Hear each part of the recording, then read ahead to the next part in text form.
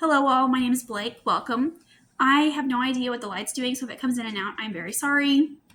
But I'm doing a tier ranking video today, and I'm going through the 2024 releases that I have read.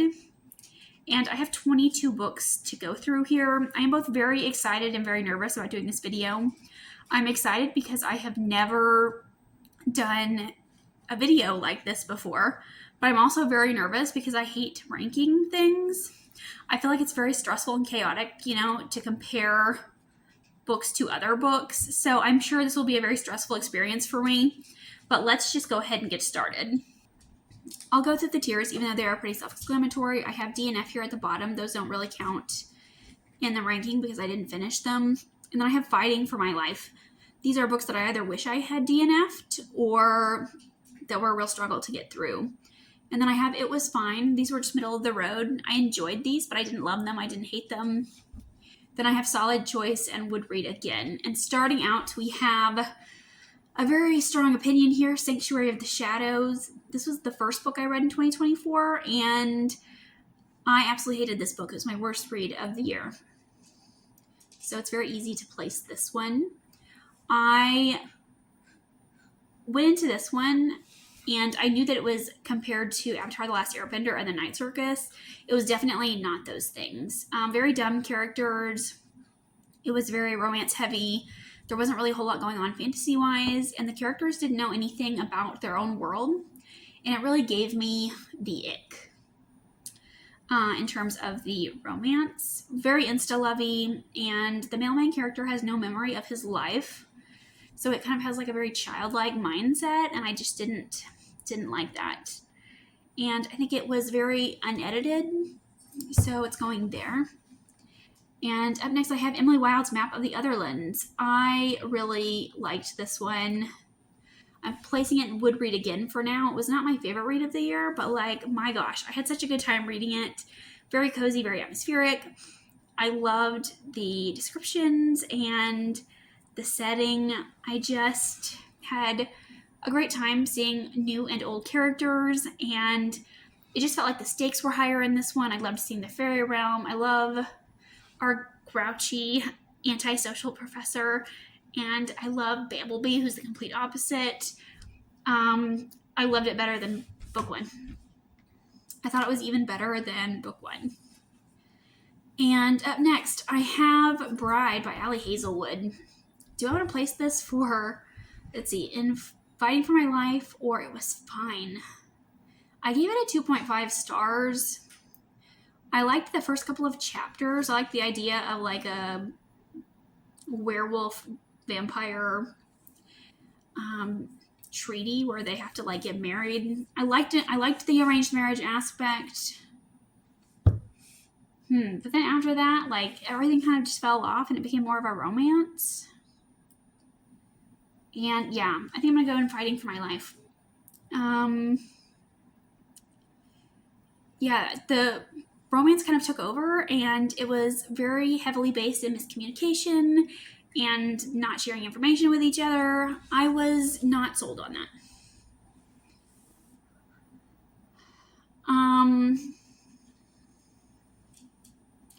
Up next, I have The Tainted Cup by Robert Jackson Bennett.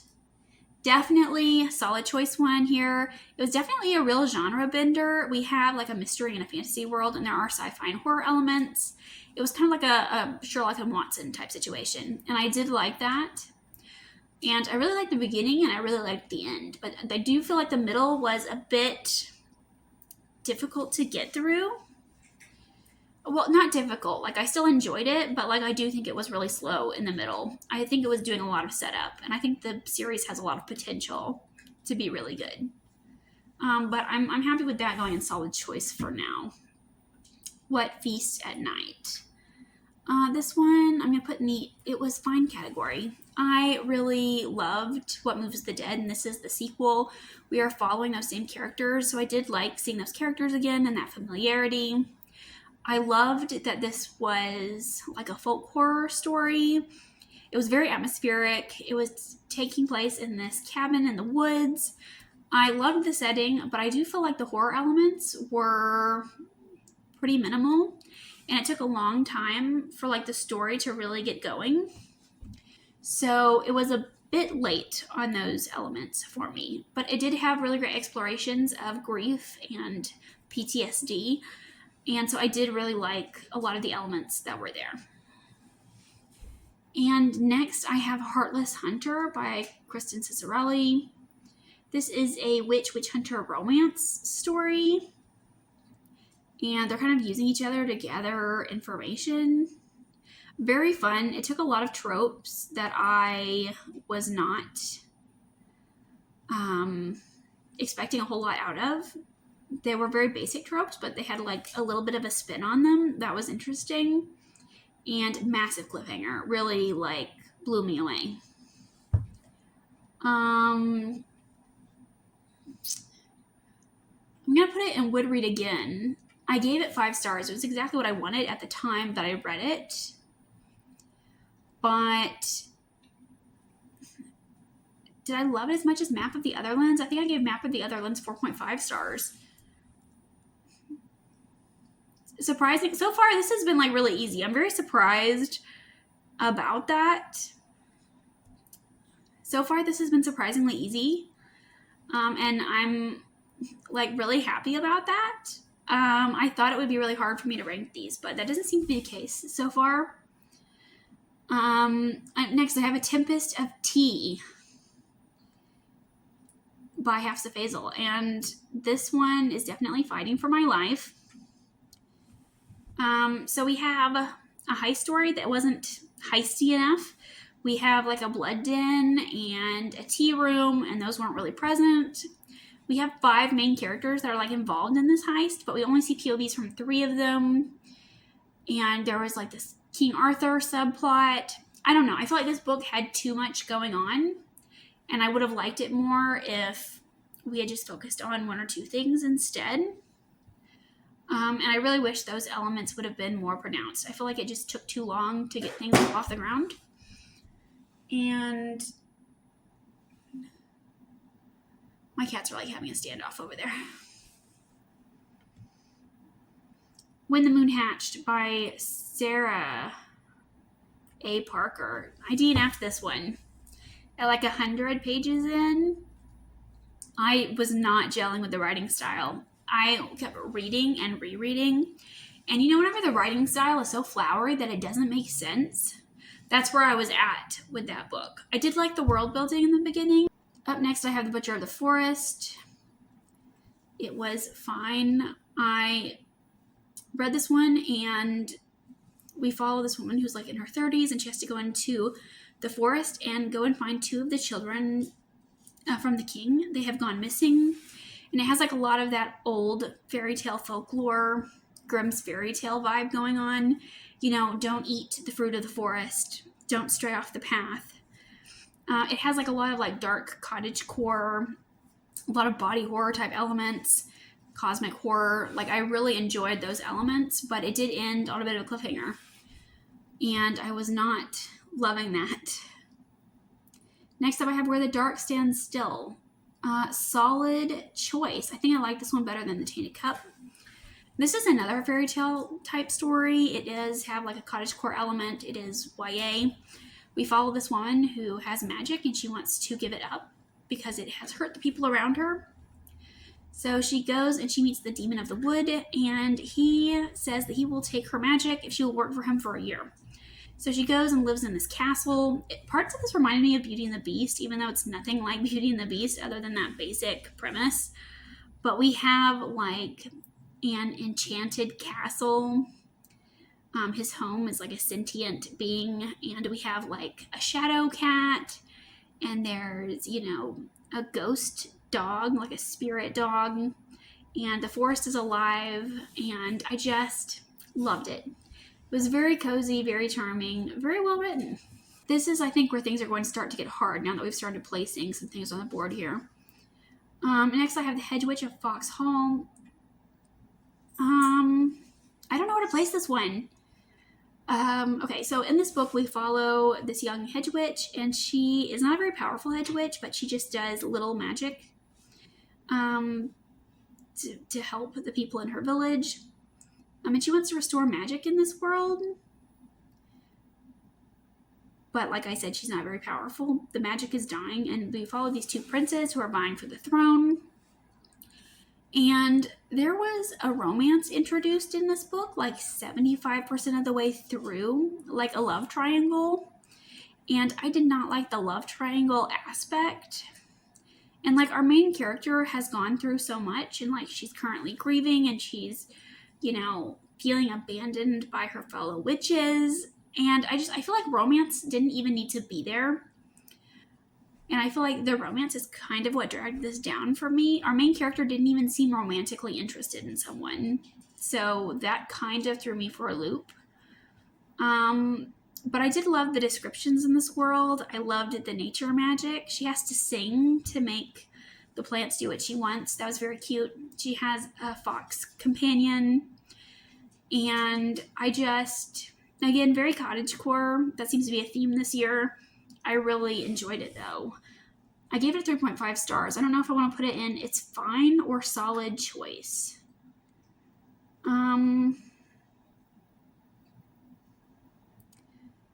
I think I'm going to put it at the top of it was fine. I don't know. Okay, gosh, here we go. Okay, 5 Broken Blades. I gave this one 4 stars because I enjoyed it. It is fantasy romance.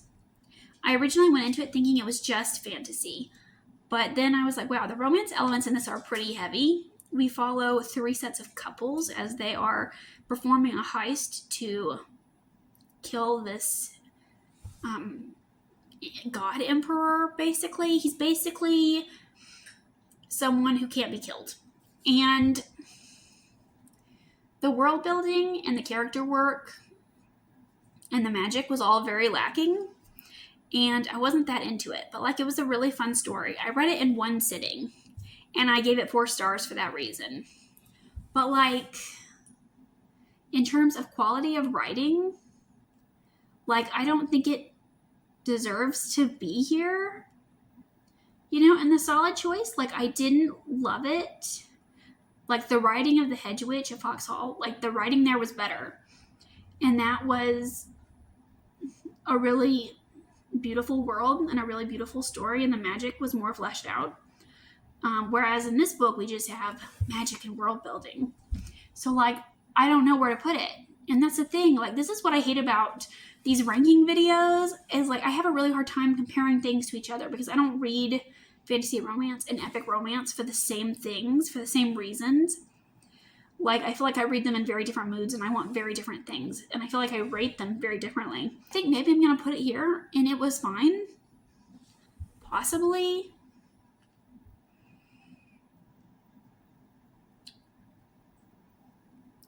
I don't know. Like, if I'm doing this based on my personal enjoyment, like, it was fun. But, like, I don't think I'd want to reread it, you know? Because that would take the fun out of it for me. Gosh, maybe. It's a maybe. We'll come back to that later. Next up, I have The Red in the Holly Library. Easy choice on this one. I did not love it. So in this one, we follow a woman who is a thief, and she is stealing from a monster. And monsters have basically taken over in this world, and they have basically been oppressing humans. She steals from this monster, and he catches her, and instead he hires her to steal something for him. And of course there is a romance. It was like a very like cookie cutter new adult fantasy romance. Nothing really special or unique here. I didn't like any of the characters. The romance was very weak. I didn't feel the chemistry, and I didn't care for that. So, next up, I have The Bright Sword by Lev Grossman. This is a King Arthur retelling. A reimagining? I don't know. It takes place after King Arthur and all of the well-known Knights of the Round Table have died. And we follow Gollum, who has dreamt of becoming a knight all his life. And he arrives at Camelot after everyone is dead. And so he kind of teams up with the lesser known knights to restore Camelot. And it's a really enjoyable read. I really like all the nods to the King Arthur stories.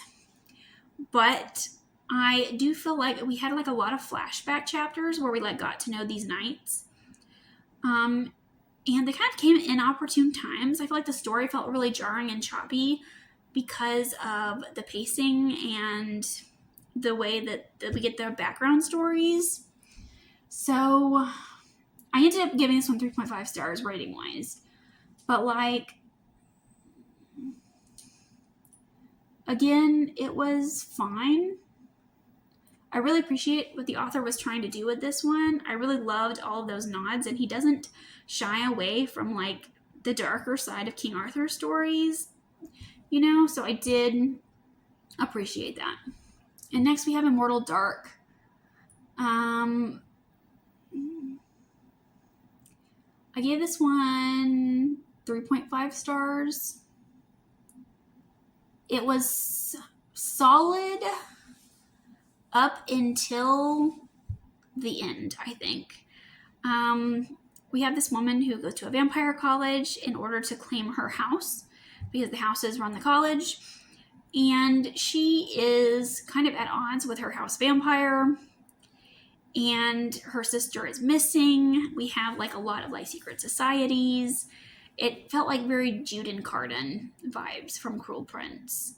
And the dark academia elements were definitely there. We actually attend the classes with the students, so like I really felt the academia aspect of it.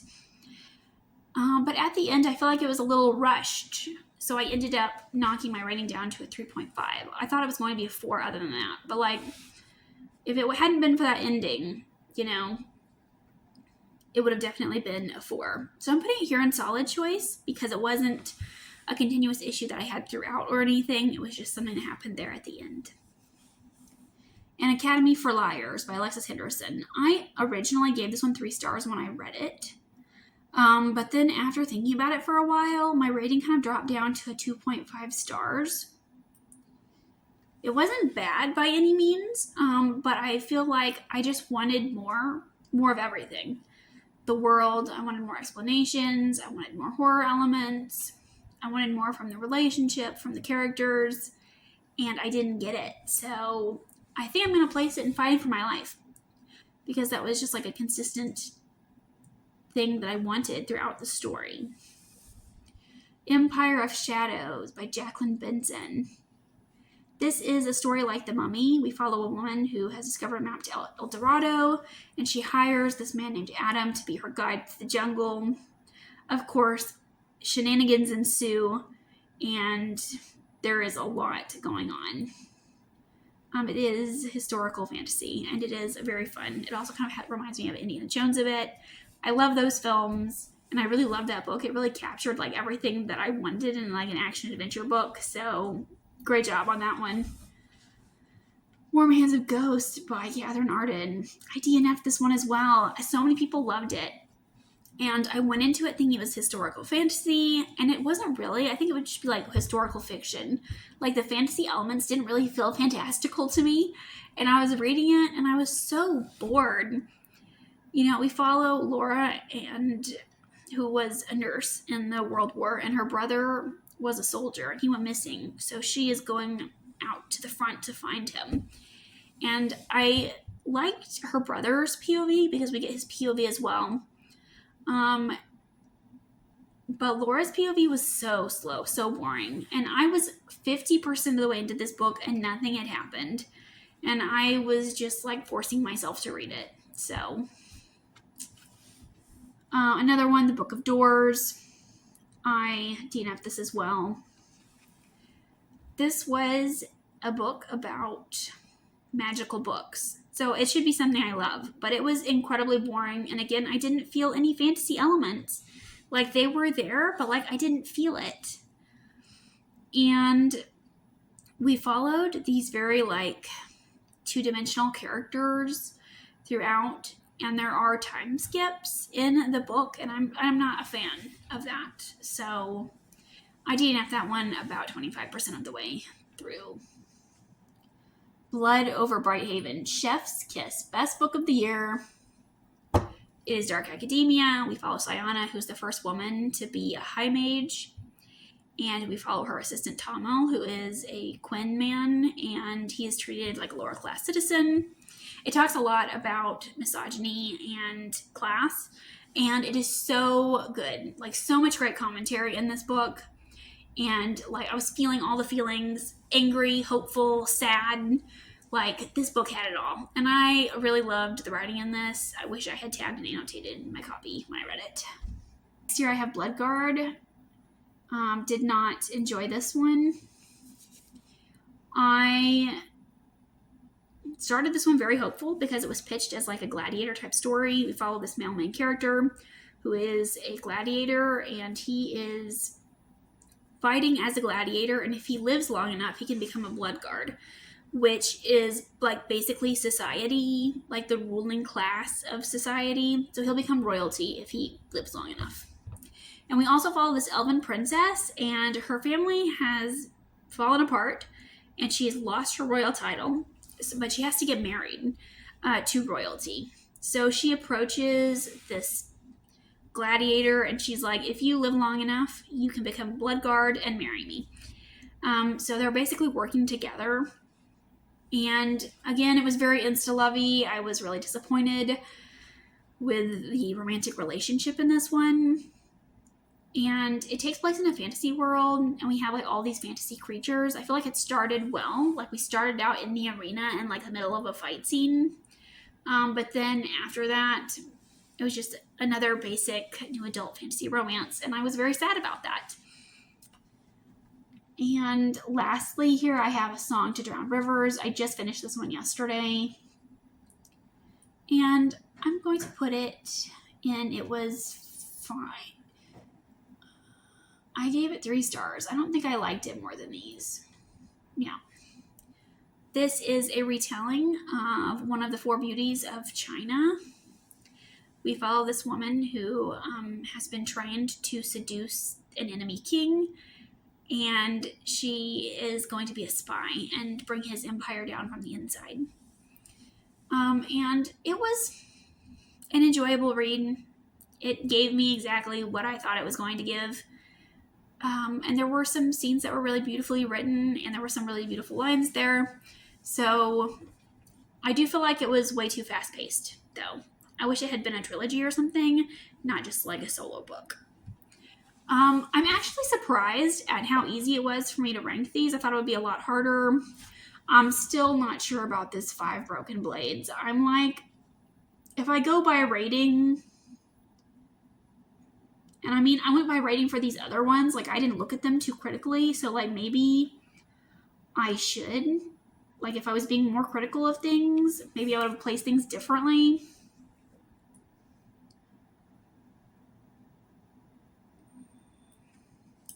Maybe I'll move it up there since I gave it 4 stars. Still not sure about that one, though. But it's interesting to me looking at this table. The way everything's broken down. It seems like fantasy romance was definitely not something I was into last year. And I'm pretty sure, look, Bloodguard, The Run in the Holy Library, and Shadow, or Sanctuary of the Shadow, or whatever it's called, those were my 3 worst reads of the year in terms of new releases. And I believe all of those were published by Red Tower. So that's very interesting. I wonder if that means that they're not for me. Clearly fantasy romance was like not in my favor last year. And I had a lot of surprises last year as well. Like Blood Over Brighthaven, I didn't know anything about.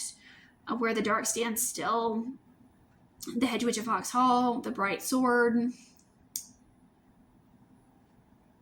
A Song to Drown River, The Butcher of the Forest, An Academy for Liars. I didn't know anything about any of those books, and I feel like I enjoyed them for the most part, so that's very interesting. I did not think I was going to like The Tainted Cup or Immortal Dark. I didn't think I was going to like Heartless Hunter as much as I did either. So yeah, some really interesting things, like going through and looking at these. But these are all of the 2024 releases that I read last year. Let me know what your favorite release of 2024 was. Mine was Blood Over Brighthaven by a long shot. I'm very curious to know what your favorites are. Let me know if you've read any of these and where you would place them if you had read them. Thank you so much for watching, and I'll see you again with another video soon. Goodbye.